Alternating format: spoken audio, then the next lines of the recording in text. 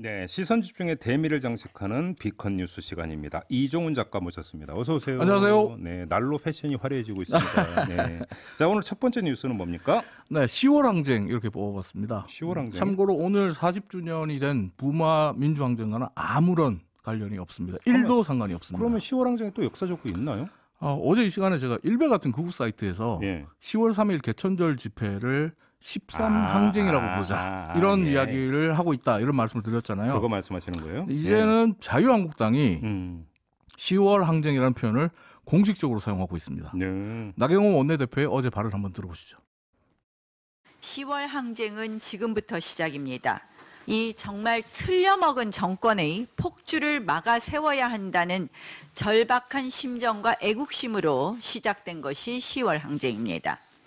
네, 이제 항쟁이라는 표현이 좀 여러 번 나오네요. 이걸 네. 어떻게 봐야 되는 겁니까? 이 언어 구사를. 이 10월 항쟁, 항쟁이라는 단어를 붙이려면 근거가 있어야 되는데, 네.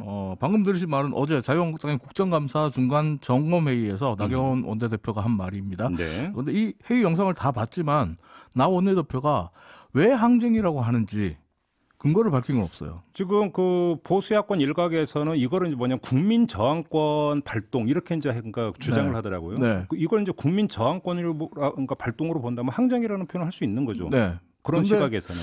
이걸 국민 저항권으로 해석할 수 있느냐 네. 이 부분에 대해서 논란이 있을 수 있고 네. 좀 자료를 좀 더 찾아봤어요. 혹시라도 근거가 있나 해서. 네. 근데 같은 당 소속인 김진태 의원이 지난 그 10월 9일 강화문 집회에서 이 근거라고 밝힌 게 있는데 네. 이게 뭐냐면 4.19와 60대보다 우리가 지금 훨씬 더 많이 모였다. 네. 이거 저도 영상 봤어요. 네. 예. 이제 10월 항쟁이라고 부르자.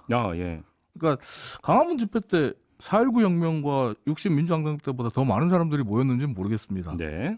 근데 그 숫자 가지고 항쟁을 결정한다? 항쟁의 여부를 결정한다? 네.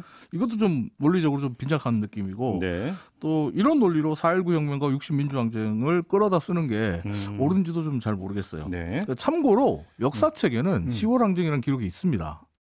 10월 항쟁 역사에 있어요? 네, 1946년 10월 1일에 대구에서 시작된 그 항쟁이 대구에서 시작돼서 전국으로 번지는 항쟁이 있는데 이 항쟁이 이제 친일파를 처단하라. 그러니까 요즘 말로 하면 토착외구를 처단하라. 이렇게 요구하면서 전국적으로 번졌고 정말 수많은 민간인 사상자가 났어요. 근데 이게 그 좌파들 그 사회주의 세력의 주동으로 인해서 생긴 시위다라는 이유로 좀 역사책 한 켠에 있거든요. 그래요?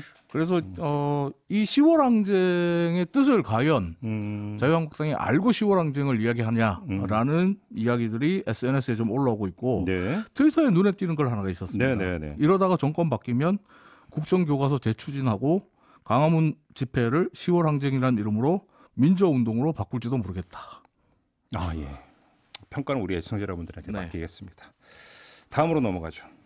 네, 두 번째 뉴스는 주 북한 스웨덴 대사의 SNS 생중계 이렇게 뽑아봤습니다. 저 감 딱 왔어요. 주 북한에서 딱 감이 왔습니다. 네, 일단 해주세요. 네, 어젯밤부터 이제 오늘 새벽까지 정말 많은 한국 사람들이 주 북한 스웨덴 대사인 요아킴 베리스트램의 트위터를 방문하러 바빴습니다. 발음 좋으세요. 네, 아무튼 이게 이제 축구 때문인 거죠? 맞습니다. 네. 어제 평양에서 열렸던 그 우리 월드컵 대표팀과 북한의 아시아 지역 월드컵 2차 예선 H조 경기가 TV 중계가 안 됐잖아요. 네. 그리고 무관중 경기였기 때문에 관중도 없었어요. 보통 무관중 경기는 벌칙으로 하는 게 무관중 경기 아니에요? 근데 정말 놀랐던 게 어제 경기장에 인판티노 피파 회장이 있었어요. 진짜요? 피파 회장을 앉혀놓고 무관중 경기를 하는 북한의 이 대담함, 담대함. 피파 회장 인터뷰하고 싶은 욕구가 막 불길처럼 솟아오르는데 섭외가 될지는 잘 모르겠는데. 우리 제작진 한번 섭외했으면 좋겠어요. 네, 제작진 지금 시선을 피하고 있습니다. 네. 그래서 정말 많은 사람들이 전 세계가 답답함을 느꼈거든요. 네. 답답함을 느꼈는데 이걸 요아킴 대사가 경기장에 들어가서 애국가가 울려 퍼지는 장면 그리고 경기 영상 몇몇 장면들을 사진과 함께 올렸습니다. 아니 지금 못 들어가게 막은 거잖아요. 북한 당국이. 근데 어떻게 들어간 거예요, 이분은? 근데 일반 관중은 못 들어갔지만 평양에 주재하는 주 외국인 그 대사관 직원들은 경기장에 들어가게 해줬대요. 프리패스입니까? 외국 대사관들은 들어갈 수 있게 해줬대요. 그래서 그래요? 우리가 정말 짧은 영상이나마 귀한 영상을 만날 수 있었는데 요아킴 대사의 트위터에 이제 우리 선수들과 북한 선수들 충돌하는 영상도 있었거든요. 야야 하면서 소리 지르고 싸우는 영상도 있었거든요. 축구했으면 보통 이제 그 몸싸움 나고 이런 경우 많이 있죠. 네. 네. 근데 이제 요아킴 대사가 글을 어떻게 달았냐면 아이들 앞에서는 절대 싸워서는 안 된다. 아 근데 오늘은 아이들이 없구나. 오. 다행이다. 오. 이 무관중 경기를 정말 재밌게 나름 가져왔죠. 위트인데요. 네. 그래요?